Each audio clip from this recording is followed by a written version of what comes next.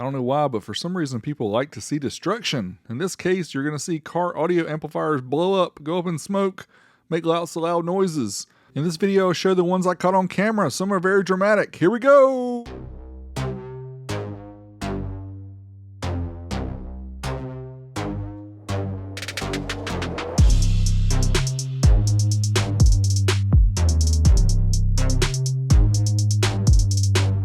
First up, let's try the Sonido Mass ZX1500.1. Back in 2014, I was sent this amplifier. They were a new company at the time. We had tested the 3000 watt model. It had done really good. The representative for Sonido Mass said, "Hey, why don't you try it at half an ohm? Let's see what kind of power it does." Was that a good idea? Well, let's see.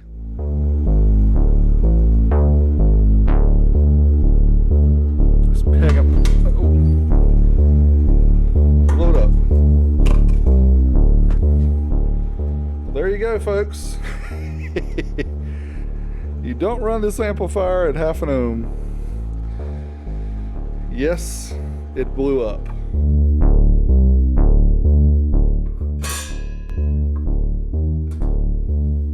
Cooked. Take a closer look here at the guts, and as we can see here, power supply MOSFETs are blown up.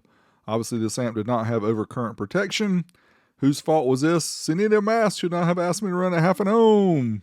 Next up, the classic amp from the 90s, the red Orion 225 HCCA. In this case, the digital reference series, which was the second generation. I do have all generations. If you guys would like to see a video of all these in the future, let me know. In this case, I showed off a mini truck in a previous video. My friend Jason Williams had 4 15-inch subs run off of one of these amps at half an ohm mono. So you know how speakers go versus using the dyno. Well, you may not know, but I'm going to show you here because we're going to run this amp at half an ohm bridge on the dyno, which equates to 1/4 ohm per channel in stereo. For this test, unfortunately, my microphone battery was dead, so I did not get any audio. But I can assure you it was a loud noise and it went pow. Okay. Here you can look on the left side near the RCAs. You will see the smoke coming out of the amplifier. Yeah, if you guys know, this does not smell good when it happens. So next we took the bottom plate off. You can see these axial capacitors here. Actually, the legs popped off of the circuit board. In addition, we cooked some of the transformers there on the power supply section. This amp has been fixed and repaired since then, and there's the power that it did. In this case, it was definitely my fault. Should not have run this at half an ohm bridged for stereo amplifier. Another Orion back in 2017, the XTR2500.1D.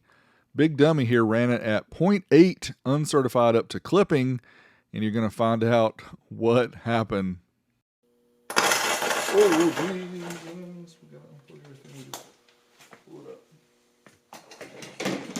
We just killed it. It's just got one little shirt. In this case, I'm pretty sure Orion did not ask me to test this at 0.8. I think it was just me trying to get more power, and as you can see, that did not work out so well. Nice smoke here. The lab stunk. Definitely my fault on this one as well. Should not have run at 0.8. It said 1 ohm minimum in the manual, so I tried to push it and lost out. Next up, PRV Audio in 2017, the AD3500.1. Oh boy, this is a good one. Ooh. You see that?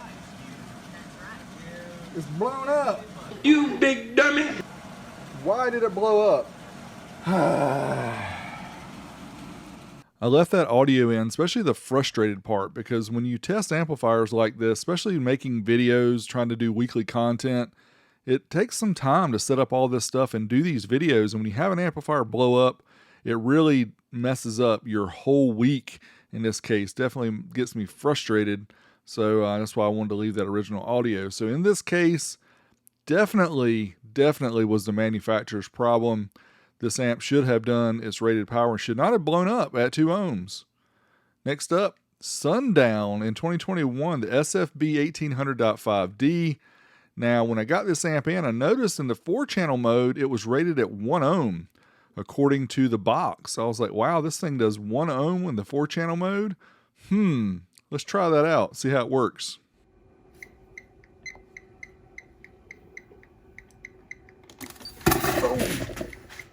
blew up. It blew up. No. Stupid, stupid, stupid. Again, in this case, I was going off what the box said. 1 ohm per channel stereo is the same thing as 2 ohms bridged.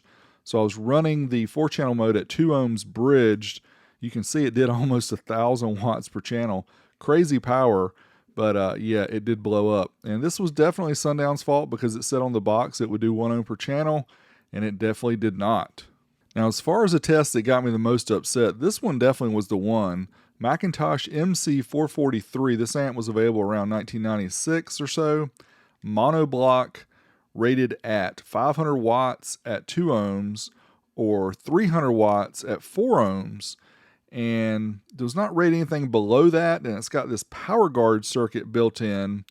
And big dummy me did some research on this and found out how to disable this power guard, because they said if you want to run, test up to clipping, you have to disable the power guard, because power guard limits the amplifier's output so it doesn't go into hard clipping. So of course, what do you think I did? Yeah, well, you'll see here in a minute. But again, just looking at the amplifier overall here, beautiful amplifier back from the mid-90s. Here's the switches and controls. It is a subwoofer amp, but let's see what happened.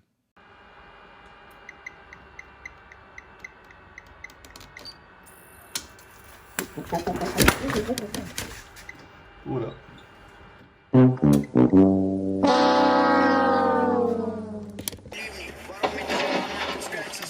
Okay, so there are a couple of problems here. One was I ran the amp at 1 ohm. It's not rated anything lower than 2 ohms. And then I also disabled the power guard circuit by grounding that power guard circuit according to what I found online. You have to be careful what you read online sometimes because it's not the right thing to do. Now, I did have this amp repaired. It is back here. I do plan to do some further testing in the future. Now, as far as whose fault this one was, absolutely my fault. Let's move on to the next one. Number 7, the Audiobahn A2X100HQ. This is one of the rack-mounted amplifiers from the late 90s with the VU meters. Really cool voltmeter display there in the very center. Now, these amps, in my opinion, over the years have not been very reliable at all. I've actually had a couple here myself and had problems with both of them. So it's not a very good track record, but let's find out what happened with this Audiobahn amp when I tried to hook it up. All right, let's flip this power switch, hope it comes on.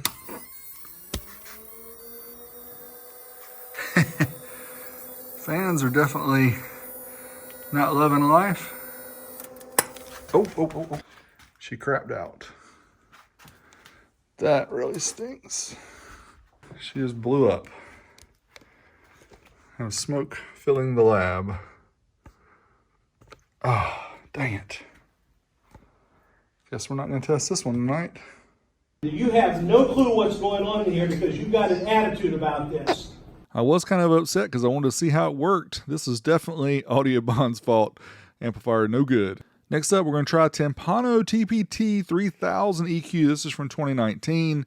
This was some of the earlier Brazilian full bridge amps that came in over to the US.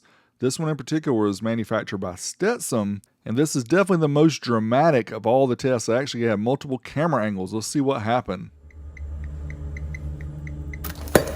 Oh, Lord have mercy. There it goes. Oh my gosh. I didn't see those ending numbers, but I do know I got to open up my door here to let the smell out. Wow. Another angle for your viewing pleasure.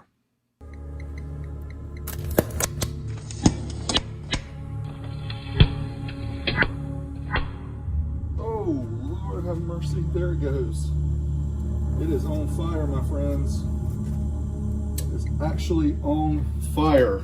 And just because I thought it was going to have a dramatic show, I set up an extra camera. Let's check out the third angle. Oh.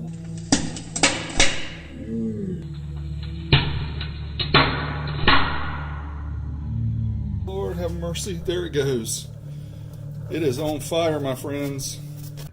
Definitely see down there the power supply section is burnt up pretty dang good, or pretty bad, however you want to say it, but they don't have overcurrent protection apparently. Okay, and once it gets a little over 300 amps worth of current pull, then it just goes up in magnificent array of flames.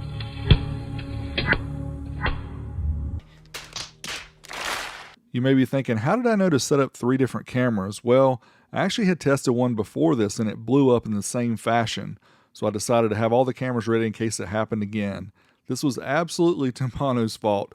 Amplifier should not have done that. Now let's check the overall score to see who is the big dummy here. Sonido Mass was the manufacturer's fault. The Orion, both of those were my fault. The PRV was absolutely the manufacturer's fault. Sundown had the incorrect numbers on the box, which made it their fault. McIntosh was on me. The Audiobahn and the Timpano were both manufacturer's fault in my opinion. So overall, how did we come out? Manufacturer 5, Big D 3, so I came on top. I win this one.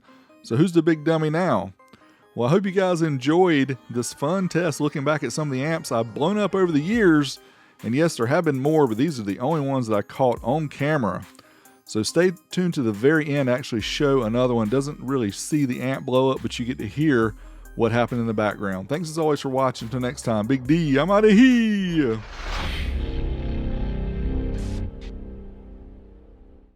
In the late 90s, Soundstream had a lot of special edition amps. This Tarantula, this is the original version. We actually got the second version. This one was made in late 1999. And let's find out what happened when we tried to run it 2 ohms. All right, Soundstream TR2000 Tarantula. Let's try 2 ohms certified, 40 hertz, 2000 watts. Here we go. Whoa, shit.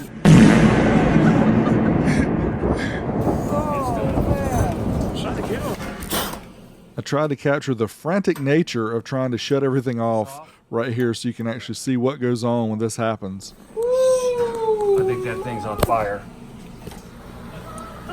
She came, she saw, she blew up. Sorry, Itchy.